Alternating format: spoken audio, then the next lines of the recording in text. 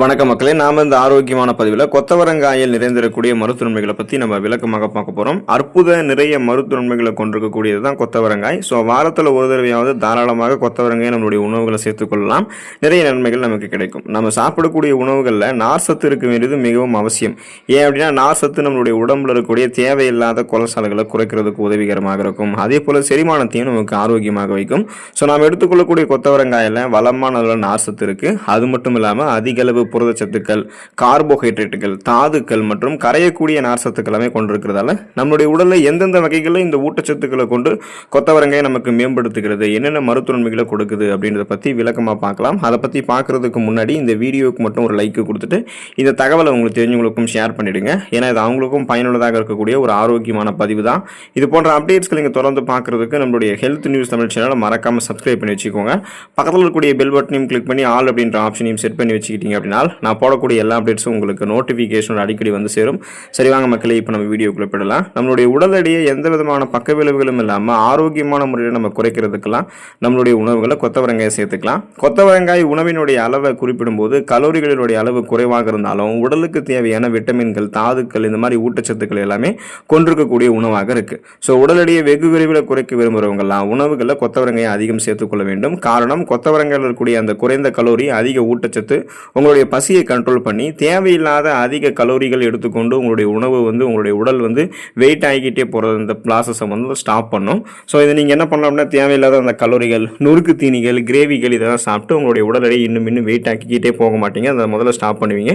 அப்புறம் கொத்தவரங்காயில் இருக்கக்கூடிய ஊட்டச்சத்துக்கள் உங்களுடைய பசியை கண்ட்ரோல் பண்ணி அதிகமாக சாப்பிட விடாமல் ஏற்கனவே உங்களுடைய உடலில் தேங்கியிருக்கக்கூடிய அதீத கொழுப்புகளையுமே கரைத்து உங்களுக்கு எனர்ஜியாக மாற்றிடும். ஸோ கொலஸ்ட்ரால்ஸ் ஆற்றலாக அந்த எனர்ஜியாக கன்வெர்ட் ஆகப்படும் போது நீங்கள் எதிர்பார்க்கக்கூடிய அளவுக்கு உங்களுடைய உடல் எடையை குறைச்சிக்கலாம். அந்த கீழ்ப்பகுதிகளில் தொப்பை போன்ற அமைப்புகள்லாம் இருக்கும் இல்லையா, ஸோ அதை எல்லாமே நீங்கள் குறைத்து கொண்டு கட்டுக்கோப்பான உடல் அமைப்பை பெறுவதற்கெல்லாம் நீங்கள் பசியை கண்ட்ரோல் பண்ணி உங்களுடைய உடல் எடையை குறைக்கிறதுக்கு கொத்தவரங்காய் ஹெல்ப் பண்ணும். அனீமியா என்று சொல்லக்கூடிய ரத்த சோகை நோய், அந்த நோய் குணப்படுத்தப்பட்டு மீண்டும் வராமல் தடுக்கப்படுவதற்கு கொத்தவரங்காய் எடுத்துக்கலாம்.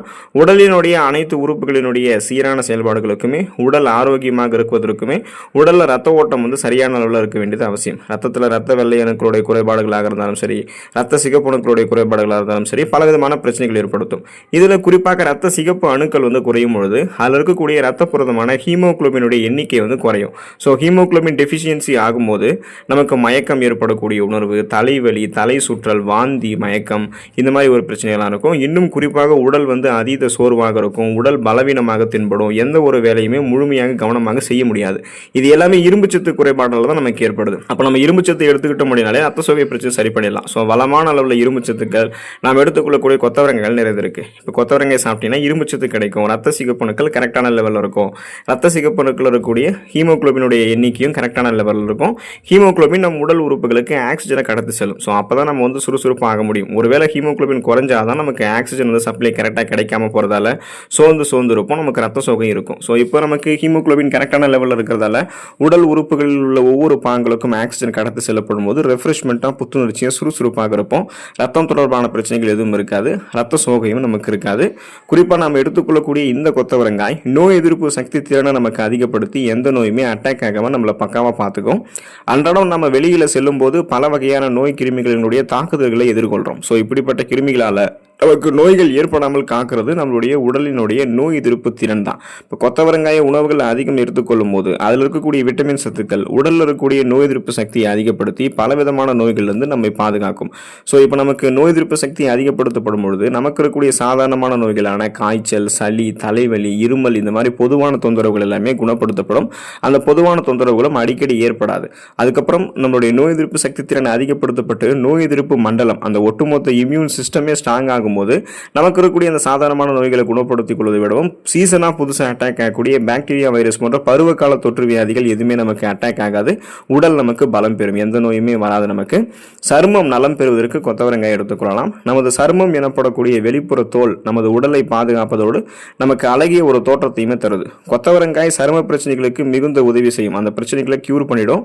கொத்தவரங்காயில் இருக்கக்கூடிய ஆன்டி ஆக்சிடென்ட் வேதிப்பொருட்கள் சேதமடைந்த திசுக்களை நம்முடைய சருமத்திலிருந்து நீக்கிடும். இதனால நம்மளுடைய நம்மளுடைய அந்த முகத்தில் இருக்கக்கூடிய இறந்த செல்கள், அந்த டெட் செல்ஸ், அழுக்குகள், கழிவுகள், கிருமிகள் இது எல்லாமே நமக்கு வந்து வெளியேற்றப்படும்.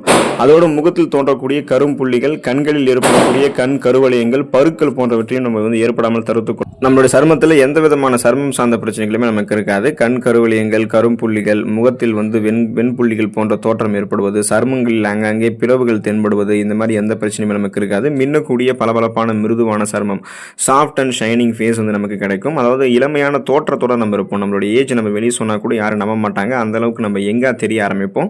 அப்புறம் தோல் சுருக்கம் எதுவும் இருக்காது. குறிப்பாக கோலோஜன் உற்பத்தி சருமத்தில் மேம்படுத்தப்படும் போது, சருமத்தில் ரத்த ஓட்டம் பாய ஆரம்பிக்கும் போது சருமம் எப்போதுமே புத்துணர்ச்சியாக இருக்கும். ஸோ இதுக்கு அர்த்தம் என்னன்னா, நமக்கு வந்து கருமை நிறம் வந்து வெண்ணிறமாக தோன்றும் அப்படின்றது அர்த்தம் கிடையாது. அதாவது நம்மளுடைய முகம் வந்து பளிச்சென்று தென்படும். எந்த விதமான சருமம் சார்ந்த பிரச்சனைகளுமே ஏற்படாது. அதுக்கு கொத்தவரங்காய் எடுத்துக்கொள்ளலாம். மலச்சிக்கல் பிரச்சனையிலிருந்து விடுபடுவதற்கு கொத்தவரங்காய் எடுத்துக்கலாம். ஒரு சிலருக்கு வயிற்றில் வந்து உணவை செரிப்பதற்கு இருக்கக்கூடிய செரிமான அமிலங்களினுடைய சமநிலை சீர்கெடுவதால் சாப்பிடக்கூடிய உணவுகளை செரிமானம் செய்வதில் பிரச்சனை ஏற்பட்டு மலச்சிக்கல் உண்டாகும். கொத்தவரங்காயில் நார் சத்து அதிகம் இருக்குது. ஸோ மலச்சிக்கல் பிரச்சனை இருக்கவங்களாம் தினமும் தங்களுடைய உணவுகளில் கொத்தவரங்காயை பொரியலாகவோ கூட்டாகவோ சேர்த்து சாப்பிடும்போது மலச்சிக்கல் பிரச்சனை வந்து அவங்களுக்கு தீர்ந்துவிடும். ஸோ குறிப்பாக வந்து பார்த்தோம்னா மலச்சிக்கல் பிரச்சனை இருக்குது அப்படின்னா நம்ம நீர் சத்தும் நார் சத்தும் ரொம்ப ரொம்ப குறைவாக எடுத்துகிட்டு இருக்கோம் அப்படின்றது அர்த்தம். நீர் சத்தும் நார் சத்தும் வளமான அளவில் நம்ம எடுத்துக்கொண்டோம் அப்படின்னாலே மலச்சிக்கல் பிரச்சனை விடுபடலாம். அதாவது அந்த குடல்களில் மலம் இறுகி போது தடுத்துடலாம். இப்போ வளமான அளவில் நீர் சத்தும் நார் சத்தும் கொத்தவரங்காயில் நிறைந்திருக்கு. இது உங்களுடைய குடல்களில் மலம் இறுகி போவதை தடுத்துரும். அப்போ நீங்கள் உணவுகளை சாப்பிடுவீங்க, அந்த உணவுகள் செரிமானமாகும். செரிமானமான உணவுகளிலிருந்து ஊட்டச்சத்துக்கள் உறிஞ்சப்பட்டது போக மீதம் இருக்கக்கூடிய கழிவுகள் குடல்களிலிருந்து வெளியேற்றப்படும். குடல்களிலிருந்து கழிவுகள் வெளியேற்றப்பட முடியாமல் போகிறதால ஏற்படக்கூடிய சீரற்ற குடல் இயக்கம், கடுமையான மலச்சிக்கல், வயிற்று வலி, வயிற்றுப்போக்கு, வாயு பிரச்சனை, இந்த மாதிரி எந்த பிரச்சனையுமே நமக்கு வந்து ஏற்படாது. செரிமான மண்டலம் நமக்கு ரொம்ப ரொம்ப ஸ்ட்ராங்காக இருக்கிறதுக்காக தான் ஃபைபர் என்று சொல்லக்கூடிய நார் சத்து கொத்தவரங்காயிலிருந்து நமக்கு உதவி புரியுது. பற்கள் எலும்புகள் வலுப்பெறுவதற்கு கொத்தவரங்காய் எடுத்துக்கலாம். உடலுக்கு கால்சியம் சத்து இருக்குங்க இல்லையா, ஸோ அந்த கால்சியம் சத்து வந்து ரொம்ப ரொம்ப அவசியம். ஸோ இந்த கால்சியம் சத்து தான் நமக்கு என்ன பண்ணும் அப்படின்னா உடலினுடைய பற்கள், தசைகள், எலும்புகளினுடைய உறுதித்தன்மைக்கெல்லாம் அவசியமாக இருக்குது.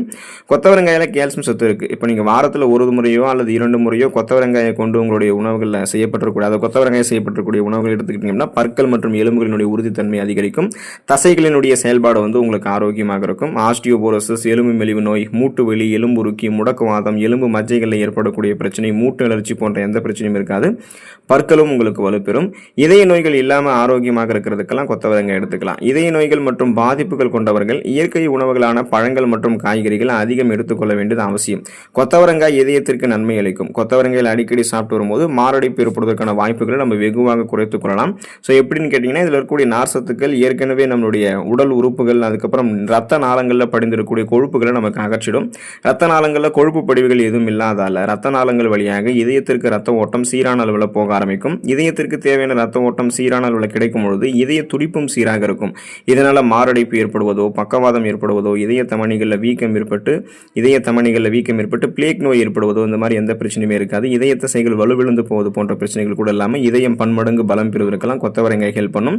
மன அழுத்தம் பிரச்சனையிலிருந்து விடுபடுவதற்கு கொத்தவரங்காய் எடுத்துக்கலாம். பளபளப்பான வாழ்க்கை முறை மற்றும் எதிலும் அவசரப்படக்கூடிய தன்மை அதிகம் இருக்கிறதால சிலருக்கு பதற்றம், மன அழுத்தம், நரம்பு கோளாறுகள், தூக்கமின்மை போன்ற பிரச்சனைகள்லாம் அதிகம் ஏற்படுது. கொத்தவரங்காய் அவங்க தங்களுடைய உணவுகளை சேர்த்துக்கிட்டாங்க அப்படின்னா அது நரம்புகளை வலுப்படுத்தக்கூடிய சக்திகளை கொண்டிருக்கு. எனவே நரம்புகள் இருக்கக்கூடிய இறுக்கங்களை தளர்த்தி நரம்புகள் வழியாக ரத்த ஓட்டத்தை பாய வைக்கும். இதனால உடல் நலமும் மேம்படும், மனநலமும் மேம்படும். ஸ்ட்ரெஸ், டென்ஷன், படபடக்கக்கூடிய தன்மை இந்த மாதிரி பிரச்சனை தான் விடுபட்டுலாம். இது மாதிரி தொடர்ந்து நிறைய நன்மைகளை பெறுவதற்கு வாரத்தில் ஒரு தடவையாவது அல்லது 2 தடவையாவது கொத்தவரங்காய் எடுத்துக்கொண்டு நலம் பெறுங்கள். ஊட்டச்சத்துக்களை பெற்று ஆரோக்கியமாக இருங்கள். அடுத்த ஆரோக்கியமான பதிவில் மறக்காமல் சந்திப்போம். நன்றி மக்களே.